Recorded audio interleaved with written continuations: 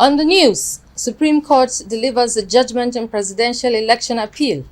Congratulate the leaders of the opposition political parties. Borno State House of Assembly receives a special environment request of over 2 billion naira from the executive. Request for special environment.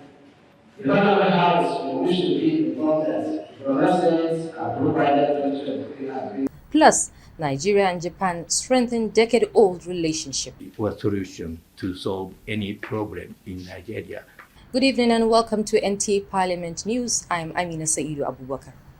Supreme Court has upheld judgment of the appeal court which confirmed the election of President Bola Tinubu as President of the Federal Republic of Nigeria in the February 25th presidential election. The Supreme Court commenced the judgment with a ruling on whether to admit fresh evidence which bordered on the deposition of alleged forged certificate by the President. While it held that it has jurisdiction to hear the application, it refused to accept the fresh evidence as it will amount to opening the case all over. The court held that appellant failed to take advantage of the 180 days provided by the Electoral Act 2022 for the determination of petitions to obtain the document sought to be tendered from Chicago State University. On the main appeal, which formulated 7 issues for determination bordering on non-compliance by INEC to the Electoral Act 2022, refusal to extend time for additional witnesses and documents, 25% requirement for a candidate to win presidential election as it affects FCT, electoral fraud among others, the court resolved all against the appellants and upheld the decision of the Election Petition Court. The court dismissed the appeal in its entirety. The Supreme Court, equally in the appeal by the presidential candidate of Labour Party, Peter Obi, having adopted all resolutions reached in Atiku's case, dismissed the appeal. To congratulate the leaders of the opposition political parties because it is better for them to resort to judiciary, which they have done so. It's about everybody. It's not about a party. It's not about an individual. And if we do not come together now, then we'll have ourselves to blame. I want to salute the judges of the Supreme Court as well. They were straight to the point. You must not win FCT before you are declared President of the Federal Republic of Nigeria. That FCT is like another state. The judgment put to rest all contending issues about the 2023 presidential election. From the Supreme Court, Austin Anyebe, NTA News. Cross River State Governor Senator Basi Utu is appealing to the federal government to reach out to the state through funding of more intervention projects, especially rural rehabilitation, to give the people in the state a sense of belonging. The governor made the appeal during the visit of the Senate Ad Hoc Committee on East-West Road as part of the oversight in Calabar. Justina Eti reports. Reconstruction of the East-West Road, which serves as a link between the western part of the country with states in the Niger Delta region, including Calabar, the Cross River State capital, has suffered delay over the years. To address this challenge, the Senate Ad Hoc Committee, which is traversing the East-West Route on a fact-finding mission and now in Calabar, believes that lack of synergy between the government agencies involved in the projects is one of the major factors for the delay in completion of the route. We want to know the financial aspects of the road. We want to know the quantum of the money that has gone into the road. We want to know from the contractors who has gotten what and how. What did he do? And we want to make sure that people have not collected Nigerian money and just disappear.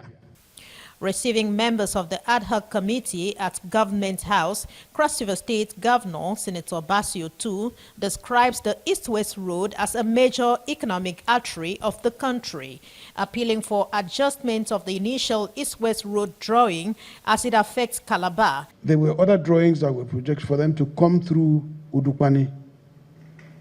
Members of Kogi State House of Assembly Committee on Works and Housing, led by Chairman Yahya Umar, conducted an oversight inspection of various projects in Lokoja metropolis. They urged contractors to expedite their work in timely completion. They urge contractors to expedite their work for timely completion. Ajibola Christopher reports. The committee members commended the project contractor for their quality work on the 1 kilometer Kabawa bypass road to Old Market. They encouraged the contractor to speed up the project. Before you know, the road will be destroyed. Our major concern is to ensure that the money that the state government pay you will derive the utility from it. Please, very, very important. Take it. Past how many years now, I think I've been suffering about this road. But with the thank God of the Excellency, I think we can move freely and do whatever we want to do. This road has been dilapidated for over decades now, but thank God with his effort, he has been able to restore it back to normalcy.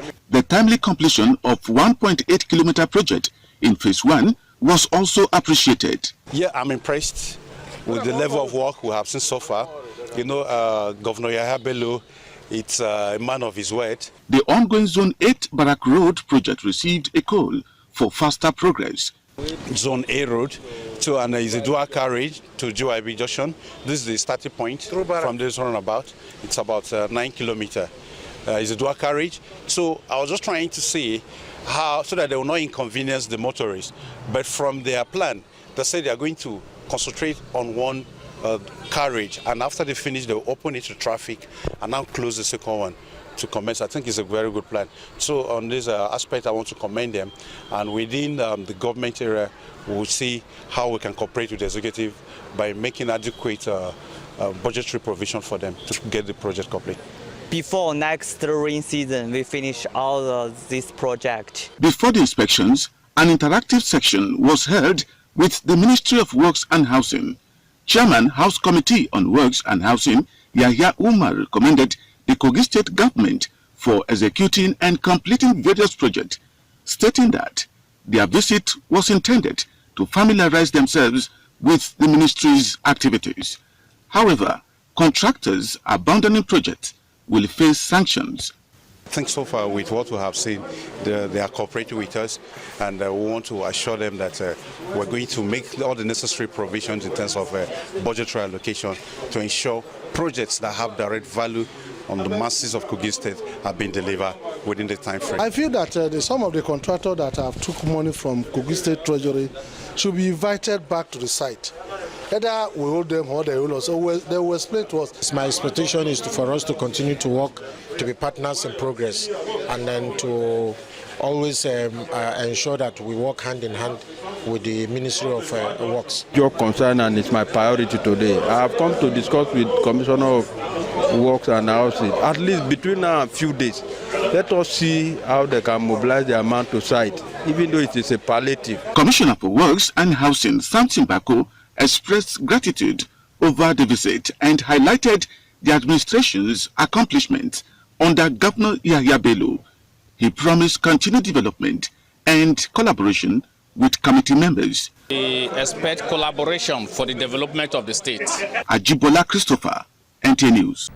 Borno State House of Assembly has received executive requests seeking approval of special environment warrant of more than 20 billion naira. Speaker Abdul Karim Lawan read the letter from the governor during plenary session. Kaigama Mustafa reports. Speaker Borno State House of Assembly Abdul Karim Lawan had, while reading the executive communication, said the special environment warrant was an addition to the budget for usage in some projects. He said already the budget for 2023 is at its implementation level, saying the special environment will be an addition to subheads of both current and recurrent expenditures. The request for special environment, the Honorable House will wish to be informed that from residents approved by the 2023 has been implemented from January to August 2023. According to the letter, the Speaker pointed out that over 13 billion naira is requested for current expenditure, while more than 7 billion naira only is for capital expenditure needs. He said Borno State Governor Professor Babagana Umar Zulum has appreciated the lawmakers and assured of the executive continued working relationship in ensuring more developmental projects are executed for the people in the state. Leader of the House and member representing Kala Balge Dige Mohammed had, while presenting the Bayerman request for legislative action, said the request is timely and urged his colleague to support it. The summary of first internal environment and special water environment for 2023 approved budget. The bill has been referred to the next sitting for consideration. In the meantime, members of House Committee on Education, Science, Technology and Innovation, led by its chairman Mohamed Gambomi Marte, have received a delegation from United States Aid USAID, who presented approved curriculum for out-of-school children in the state. And the Federal Minister of Education, we had a very fruitful 3-day discussion, and we took some decisions which are very useful to Borno State and to the Northeast in general. Which is being implemented and which NAIDC has put together. Leader of the delegation, Ayo Olubisi, said it is an accepted document for out-of-school children and thanked the members for the warm reception accorded them. In Maiduguri, Kaigama Mustafa, NTA News. The Benue State House of Assembly has directed the Benue Governor, Reverend Father Hyacinth Alia, to, as a matter of urgency, appoint a security advisor for the state. The Assembly gave the directive in a resolution passed following the bank robbery incident that took place in Otukpo local government area of the state. Assembly correspondent Grace Ichekpa reports. Member representing Otukpo Akpa constituency, Kennedy Angbo, who expressed sadness over the incident, said the coordinated bank robbery attack, which was happening for the first time in his constituency, has left a devastating effect on the people. Informed that a combined security operatives intercepted the robbers along Otukpo-Makurdi Road, engaged them in a gun battle, and eventually they were able to gun down about 2 of those robbers and gave them a chase, and were able to recover some of the vehicles, about 3 of them that were used for the operation. Members in their submissions condemned the act and further commended the State Deputy Governor Sam Ode and the Speaker Ondona Daju for their prompt response by embarking on the visit to the area. For them to attack 5 banks at the same time, in the history, I have never had it. I have never had it that armed robber attack 5 banks at the same time. It happens in Otukpo. And Mr. Speaker, all state governments should do something urgently, and the police, to ensure that those people who perpetrate this issue will be arrested. I want to also add that the state government should immediately appoint a security advisor. Let the security advisor prevail on the military to establish a military formation on Otukpo. Let there be a military formation on Otukpo, so that to avert this, to avert future occurrence of this ugly incident. That another police station should be established in Otukpo Township to support emergency response. Otukpo Town is too big for just one police station. At least additional 2 police stations should be set up. Not just police station, with good vehicles, and that is taken 2. A minute silence was observed in honor of those who lost their lives during the attack. Also at plenary, the House was dissolved to a committee of the whole to debate on the report of the Committee on Finance on a bill for a law to amend the State Internal Revenue Laws 2022. The bill was further read on the floor of the House for the 3rd time. The Benue State Supplementary Revenue Law also scaled through 2nd reading and was referred to the House Committee on Appropriation to be slated for debate on a later date. The House adjourned to reconvene on Wednesday, 25th October 2023. From the Benue State House of Assembly, Grace Anyalewa, Ichekpa, NTA News. For effective representation and enhanced legislative skills and budgeting through the application of the International Public Sector Accounting Standard, Akwa Ibom State House of Assembly has organized a workshop for lawmakers in the state. Assembly correspondent Nsika Kokun reports that the workshop was declared open by the Speaker, Akwa Ibom State House of Assembly, Udeme Oton. The Speaker Udeme says the workshop is necessary to equip lawmakers with the needed techniques on the application of IPSAS in budgeting scrutiny and other legislative activities. He thanked the state governor for approval for the capacity workshop and also reaffirmed the unflinching support of the Assembly towards the realization of the Arise agenda of Governor Omoyeno. For the legislature to effectively discharge this responsibility and bring about the desired resource allocations and utilization, it must develop the technical knowledge and skill of members to understand the analysis and assessment of the content of budget estimates, which is prepared based on IPAS templates. Member representing Oran State Constituency and Chairman House Committee on Finance and Appropriations, Itore Etim says the workshop will help the lawmakers as Akwa Ibom State had adopted the International Public Sector Accounting Standard IPSAS in its financial management. The legislators therefore must be trained to have some reasonable understanding of IPSAS so as to be able to effectively discharge their constitutional duties, including the task of monitoring the implementation of approved projects and programs of government for the attainment of discipline, transparency, and prudence in the financial business of the state. Goodwill messages were presented by various individuals and ministries. Director of Institute of Legislative and Democratic Studies, Professor Abubakar Suleiman, represented by Francis Ojef, says the training was mandatory for the upgrade of the knowledge of legislators on emerging developments in public sector budgeting. The reason why IPSAS is different is because it's more aggressive. It's elucidating. It gives more details.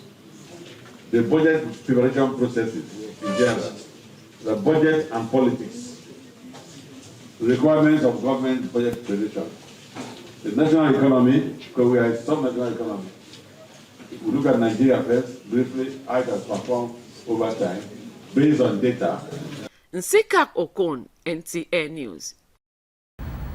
We now take some messages. Parliamentary news continues shortly. Are you looking for a short channel to make your business, goods and services go viral? Look no further, as NTA Parliament is your short channel. Take advantage of our wider reach and advertise your products and services on NTA Parliament DSTV channel 370, GoTV channel 126, StarTimes channel 306, and Free TV channel 706.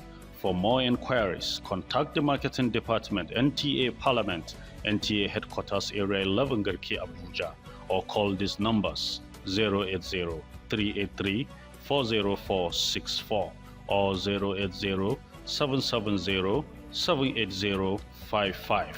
NTA Parliament, strengthening Nigeria's democracy.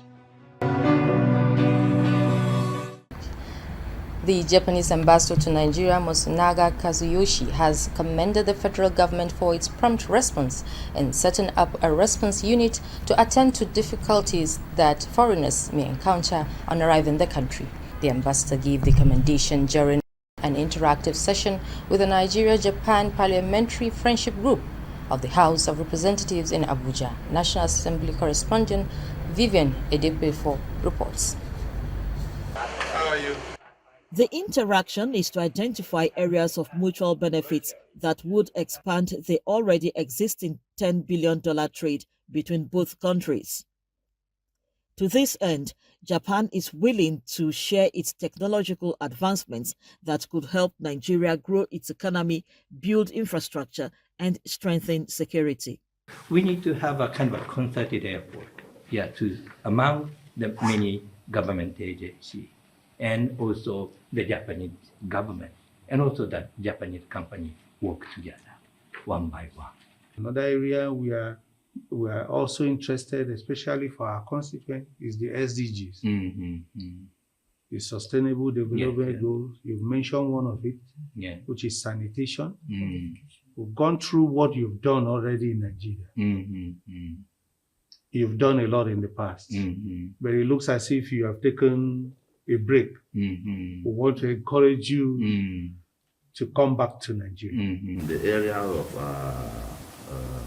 scholarship, she rightly pointed out, I want to see how you can increase the number, because to me, the population of Nigeria, if you are given 10% annually, it's very low. Drop.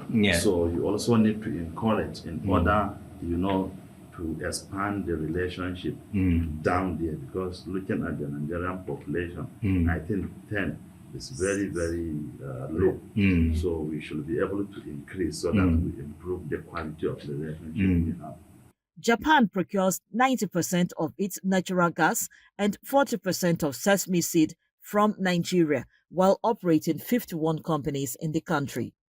The Nigeria diaspora population resident in Japan is 3,500. From the National Assembly, Vivian Itekwefo, NTA News. Resuscitating Nigeria's ailing industries, providing conducive legislative environment, as well as increased efficiency in revenue generation and budgetary expenditure by government agencies are core mandates of the Senate Committee on Industries. This stance was maintained during the inaugural meeting of the committee. National Assembly correspondent Joshua Ogunjide tells us more. President Bola Tinubu, on October 1, 2023, announced the federal government's intention for the provision of 55,000 CNG conversion kits to kickstart the auto conversion program. The chairman of the 10th Senate Committee on Industries, Francis Fadamsi, emphasized that the plan was to take on each industrial subsector and agencies under the committee's oversight in like manner. One immediate suggestion that is to commence work as quickly as possible is our satellite beamed on automotive industry.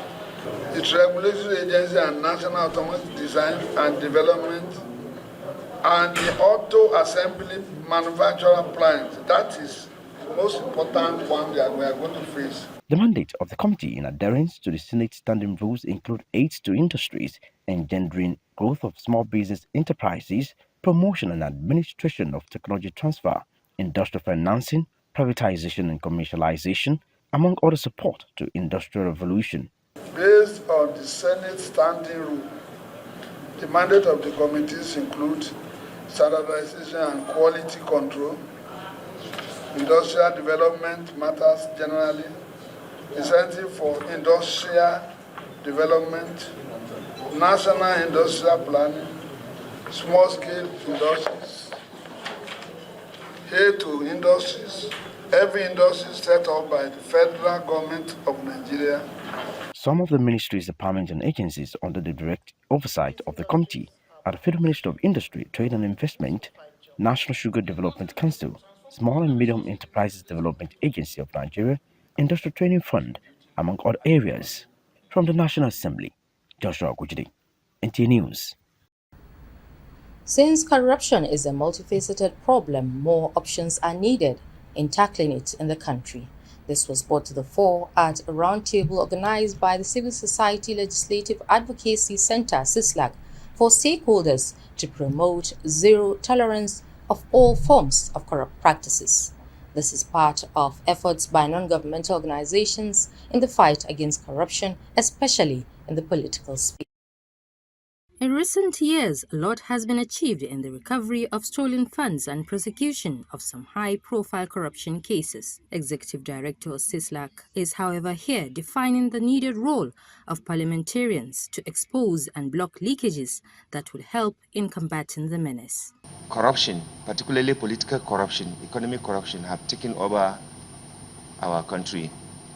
And to get out of that quagmire, we need to work as a team. Civil society cannot do that alone.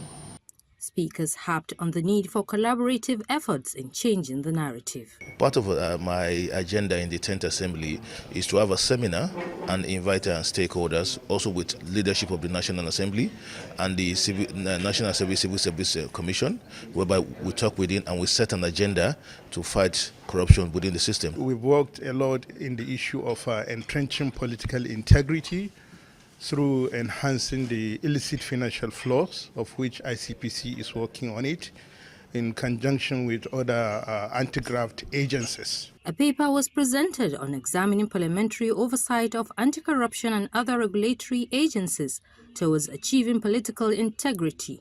The Civic Society Legislative Advocacy Center focuses on high-level policy and legislative advocacy to reduce systemic corruption and to promote transparency and accountability. In Abuja, Amina Saidu, NTA News.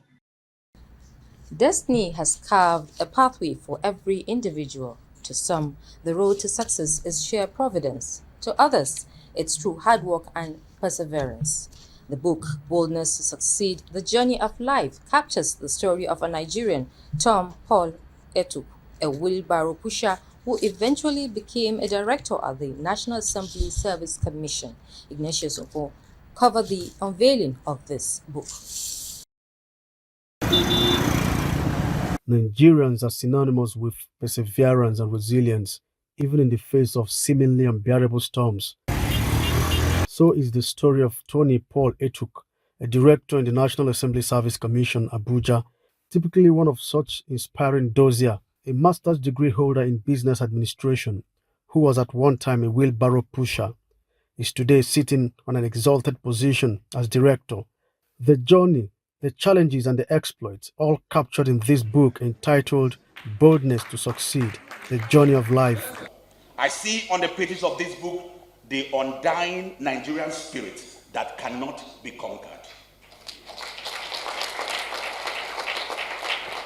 We know he's a man, he's a visionary man, he's a man with impeccable character, he's a very upright man and truthful man.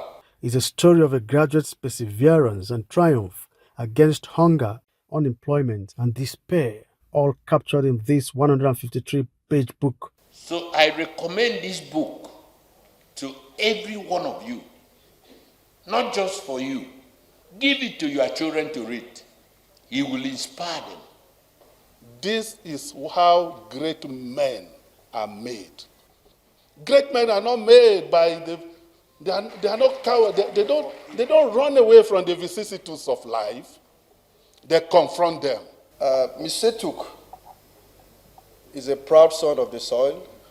Thanking my lovely wife, Imabong, and my son, Andino, my brothers, nieces, nephews, for their encouragement towards the realization of this defined project. Tom Paul Etuk, who passed through the orphanage, is an indigene of Orok Annam local government area of Akwa Ibom State. He joined the National Assembly Service Commission in 2002. Ignatius Nkwo, NTA News. And that's it on Parliament News. On behalf of the production crew, I'm Amina Saidu Abubakar.